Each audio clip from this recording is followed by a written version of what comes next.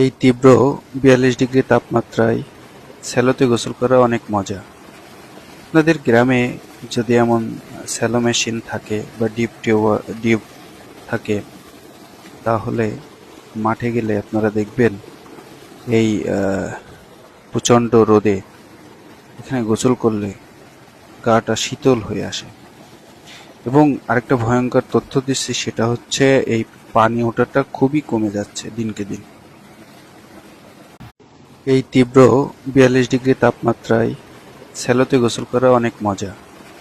আপনাদের গ্রামে যদি এমন স্যালো মেশিন থাকে বা ডিপ থাকে, তাহলে মাঠে গেলে আপনারা দেখবেন এই প্রচণ্ড রোদে এখানে গোসল করলে গাটা শীতল হয়ে আসে। এবং আরেকটা ভয়ঙ্কর তথ্য দিচ্ছি, সেটা হচ্ছে এই পানি ওঠাটা